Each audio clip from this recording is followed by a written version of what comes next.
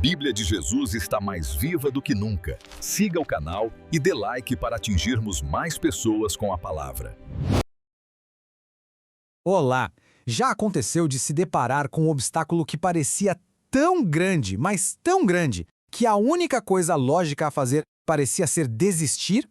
Pois é, hoje a gente vai mergulhar em uma das histórias mais marcantes sobre um desafio exatamente assim.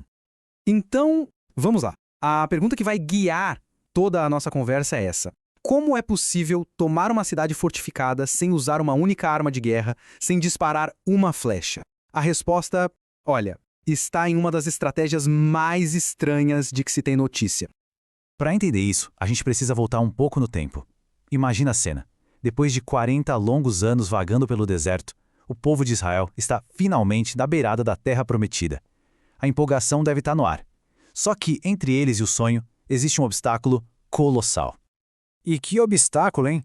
Jericó não era uma cidadezinha qualquer, era uma verdadeira fortaleza. As muralhas eram famosas, tidas como impenetráveis. Os portões trancados a 7 chaves. Era uma barreira física e também psicológica, feita para mandar um recado bem claro: daqui ninguém passa.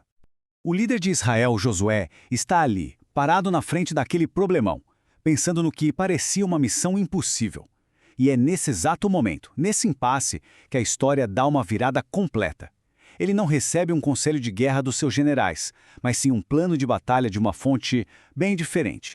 E aqui a coisa fica muito interessante, porque a origem do plano muda tudo. Não veio de um estrategista humano, mas de uma figura que se apresenta como o comandante do exército do Senhor. Isso já prepara o terreno para uma tática que desafiaria toda e qualquer lógica militar da época. E as ordens eram, para dizer o mínimo, bizarras. Esquece arietes, escadas, catapultas, nada disso. Em vez de lutar, o plano era uma marcha ritualística. Marchar uma vez por dia, em silêncio absoluto, só com o som das trombetas e seguindo a Arca da Aliança. E o mais estranho, fazer isso por 6 dias seguidos. Agora, ter um plano é uma coisa. Botar em prática é outra, bem diferente. Pensa só na disciplina necessária para fazer um exército inteiro marchar em silêncio. Aqueles 6 dias não foram só uma manobra militar, foram um teste profundo de obediência e de controle dos nervos.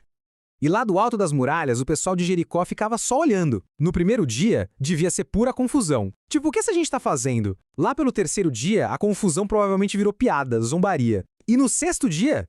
No 6º dia, os soldados de Jericó já deviam estar entediados, olhando com desprezo para aquele ritual que não fazia sentido nenhum. Isso mostra bem a guerra psicológica que estava acontecendo. Para quem estava dentro de Jericó, era um espetáculo ridículo, quase cômico, mas para o exército de Israel era um exercício silencioso de fé e disciplina. 2 realidades completamente diferentes, separadas por uma muralha de pedra. E agora a gente chega no clímax. No 7º dia, aquele padrão que já tinha virado rotina foi quebrado de um jeito impressionante, e a tensão se tornou quase insuportável. Chegou o dia decisivo, o 7º dia. Logo que o sol nasceu, o exército começou a marchar de novo. Mas tinha algo diferente no ar. Dessa vez, a rotina mudou completamente. Não foi só uma volta, não. Foram 7 marchas ao redor da cidade. Imagina a cena, horas e horas marchando.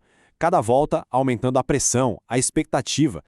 E durante todo esse tempo, o som, as 7 trombetas tocando sem parar, um som constante, que devia dar nos nervos, ecoando pela planície, um presságio do que estava para acontecer para quem estava lá dentro. Depois da 7ª e última volta, Josué deu a ordem. Os sacerdotes deram um toque de trombeta final, ensurdecedor, e aí um único comando ecoou: gritem. E o exército inteiro de Israel soltou um grito de guerra unificado, poderoso.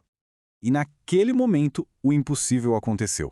As muralhas não foram empurradas, não foram derrubadas. Elas simplesmente ruíram, caindo retas para baixo, como se o próprio chão debaixo delas tivesse desaparecido.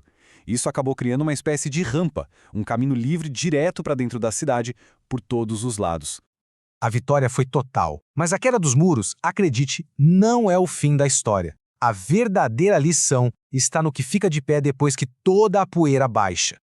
O ponto central é este. A queda de Jericó foi feita para ser uma demonstração, uma prova de que a obediência a uma instrução divina, por mais sem lógica que pareça, pode superar qualquer obstáculo construído pelo ser humano.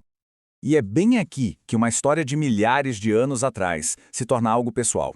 Porque, no fundo, todos nós temos nossas próprias muralhas de Jericó. Podem ser problemas financeiros, um diagnóstico médico que assusta, medos que paralisam, obstáculos que parecem tão intransponíveis quanto as muralhas daquela cidade. Essa história toda nos deixa um modelo, que a gente pode chamar de o princípio de Jericó. Primeiro, a vitória raramente vem do jeito que a gente espera. Segundo, o mais importante não é entender o porquê do plano, mas sim obedecer ao processo. E, por fim, a verdadeira arma não é a força bruta, mas a fé colocada em prática, em ação. Isso nos deixa com uma pergunta para refletir. Quais são as muralhas que nos cercam hoje? E se, em vez de tentar derrubá-las com a nossa própria força, a solução estivesse em um tipo totalmente diferente de estratégia? Uma baseada em obediência, em disciplina e na fé de que o resultado prometido, uma hora, vai chegar. A Bíblia de Jesus está mais viva do que nunca. Siga o canal e dê like para atingirmos mais pessoas com a palavra.